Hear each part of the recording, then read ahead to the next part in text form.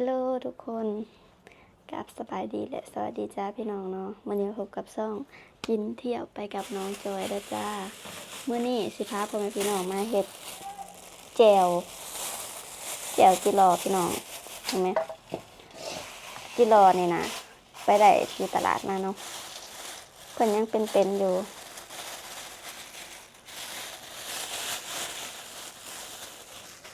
พี่น้องไตอยู่แบบนี้เลยแต่ว่าตัวบ่ใหญ่ปานใดเนาะนี่ช่วงนี้ฝนกับแบบกำลังน่าสิกำลังตกแต่ว่าจิรอก็กำลังออกเนาะใส่ขี้ก่อนเด้อพี่น้องจึงเอาไปเฮ็ดจึงเอาไปกินแต่งกินเนาะเด้พี่น้องโตเพิ่นก็บ่ใหญ่ปานใด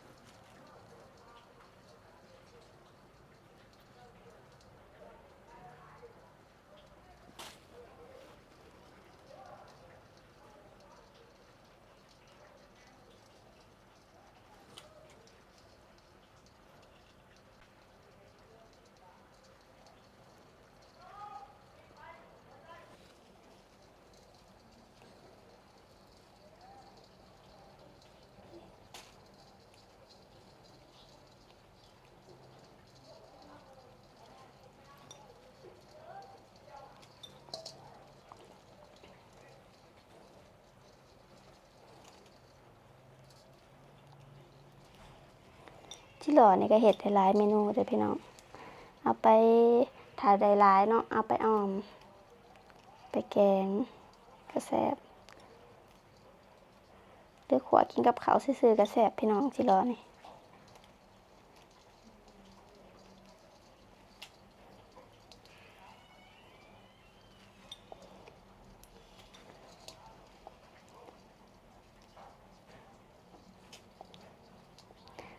มื้อนี้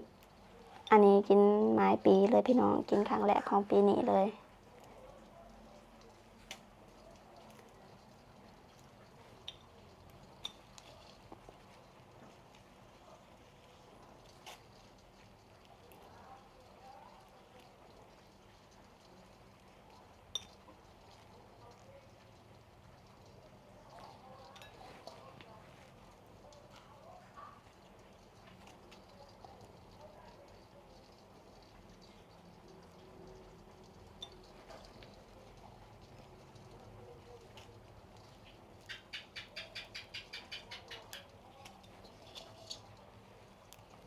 ยังน้อยแห้งเลยพี่น้องอันนี้หนูจอยซื้อมานี่30,000เนาะถ้าว่าเป็นเงินบาทก็ประมาณบ่ฮอด50 บาทเนาะ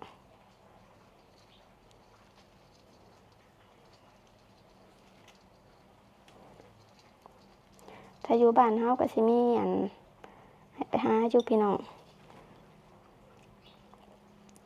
ช่วงนี้ฝนเริ่มตกแล้วเนาะจิรอก็น่าสิออกไข่แล้ว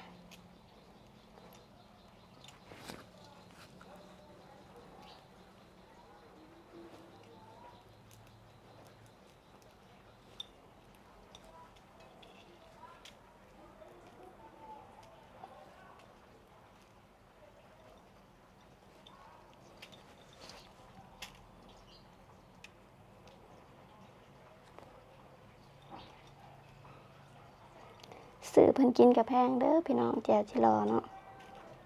เพราะจิรออึดเด้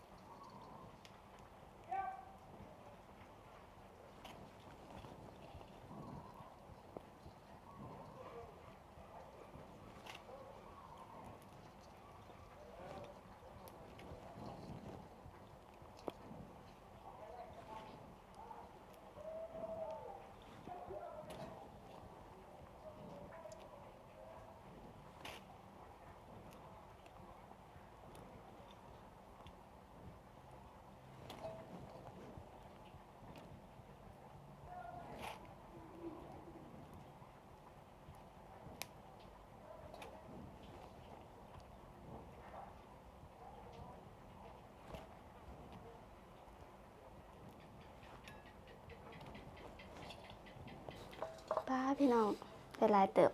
นี่ไปนี่ไปล้างก่อนทุกคน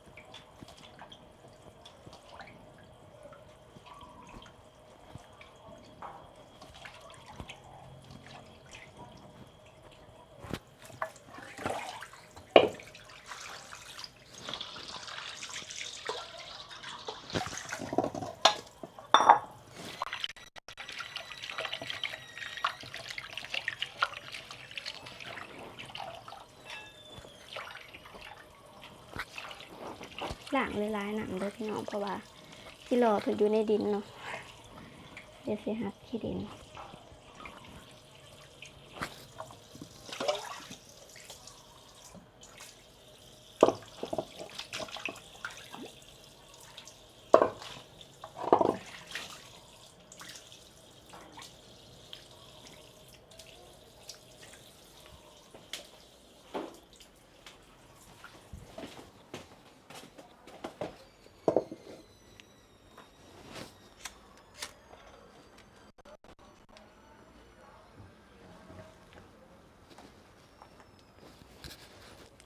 ตอนขวาก็ใส่เกลือหน่อยหนึ่งพี่น้องแล้วก็ใส่ผงนัวจ้า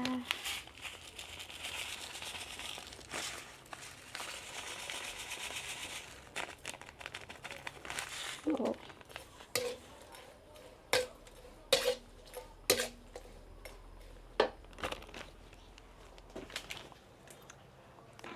อันนี้ก็สิเป็นมะพริกที่เฮาสิขัวเนาะทุกคน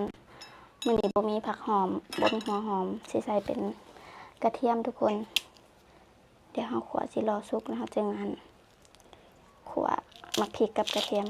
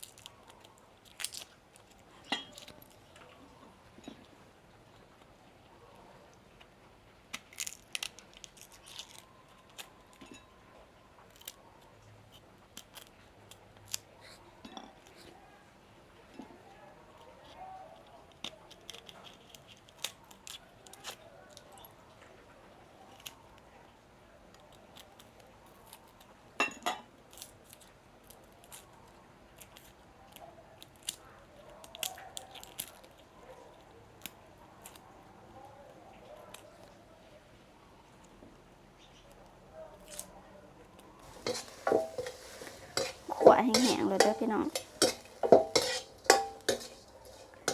จึกแซ่บ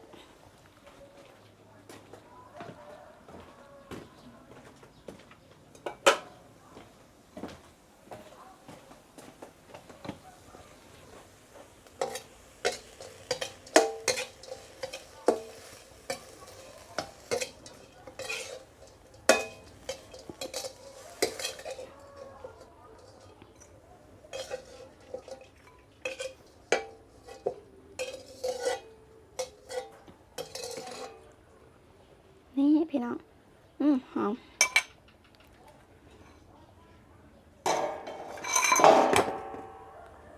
มาเฮาสิมาขัวพริกแล้วก็กระเทียมทุกคน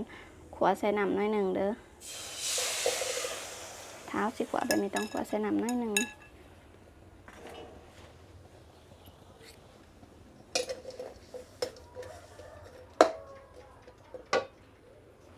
ฮ้อนพี่น้องเนาะคือฝนสิตกนี่แหละแต่ว่าอยู่ตลาดนะเห็ดออกหลายทางเห็ดละโงก เฮ็ดปวกเนาะแต่ว่ายังบ่ได้ไปเลาะตลาดเทื่อพี่น้องแต่มื้อเช้านี้นะน้องเพิ่นไปตลาดตอนเช้าก็เลยซื้อจิรอมาตอน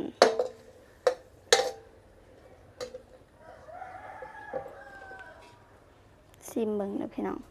ต้นน้อยๆพอดีกำลังหอมเบิ่งมีดบาดมือตัวนี้ มีดบาดมือพี่น้องจับบ่ได้จับได้แบบนี้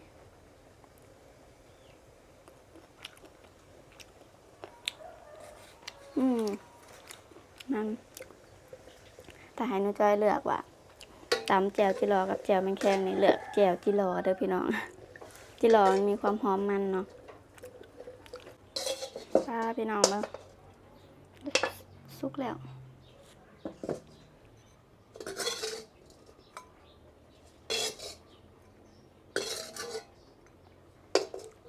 ไปตำกันเลยนี่พี่น้อง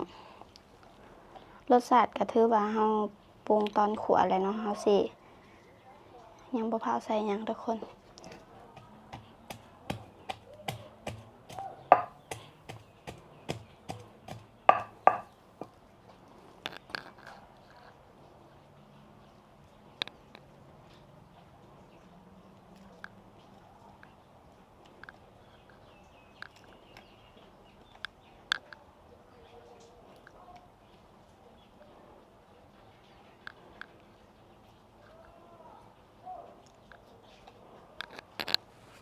มักพริกอ่อนเด้อพี่น้อง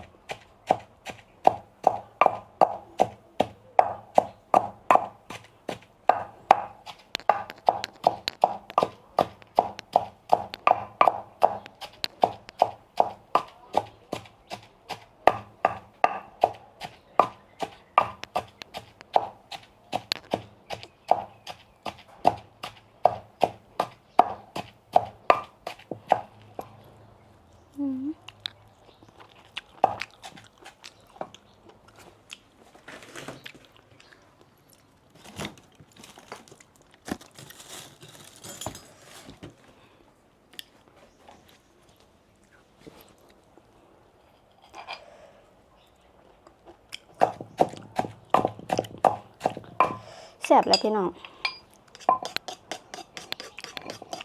เพราะว่าเฮาตำสิบ่ใส่เครื่องปรุงหลายเนาะ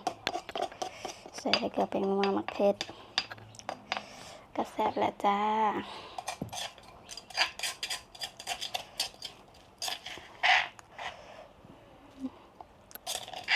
ข้าวเหนียวบ่ายพี่น้องนี่อุ้ยนี่ทุกคนวันนี้ไปกินกันเลยมาจ้าพี่น้องฟังไทยฟังลาวและต่างประเทศเนาะมากินแจ่วจิรอนำกันเด้อจ้าตั้งขึ้นอันนี้เนาะอยู่ลาวสาวลาวเขาจะมากินแบบนี้ได้พี่น้องแบบบ่ายเนาะนี่ได้นี่แล้วก็เอาตักแจ่วใส่อันนี้หนูจ้อยตำบ่ได้โดนปานใดเนาะกับบ่ตำแหลกปานใด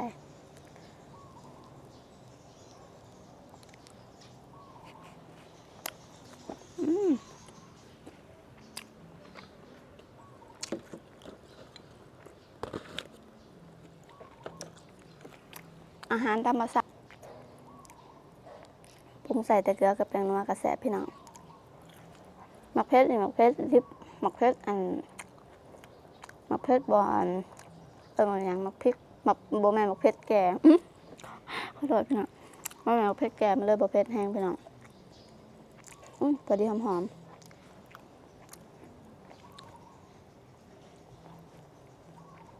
กินง่ายก็ง่ายพี่น้อง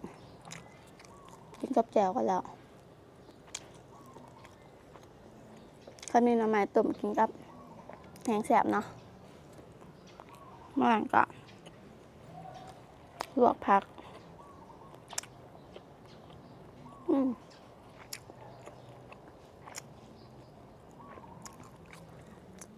แสบด้วยพี่น้องหอมจีร้อน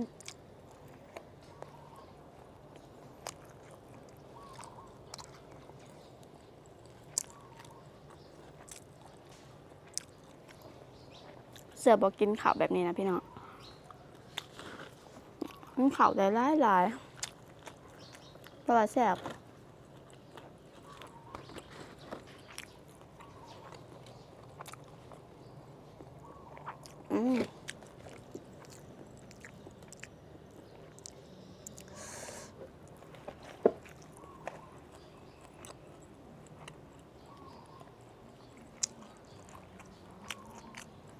บ่ได้ไปเก็บผักบ่งมาลวกพี่น้องผักบ่งอยู่ข้างนั้น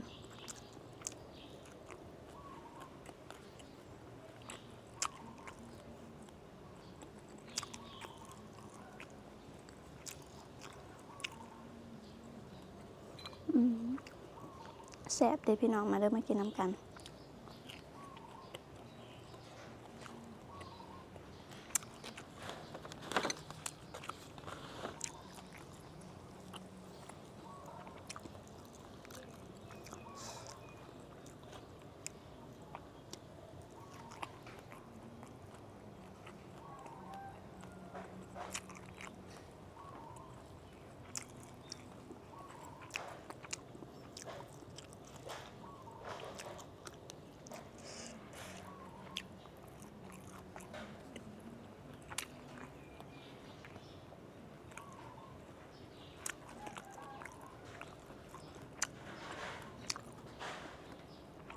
เอาพี่น้องเริ่มรับคลิปนี้นะจะขอตัวลาไปก่อนเนาะสำหรับผู้ใดที่มาคลิปแบบนี้อย่าลืมฝากกดไลค์กดแชร์กดติดตามคอมเมนต์แล้วก็อย่าลืมกดกระดิ่งเพื่อแจ้งเตือนพี่ต่อไปเนาะเดี๋ยวคลิปนี้หนูจอยขอตัวลาไปก่อนเด้อจ้ากลับสบายดีและสวัสดีจ้า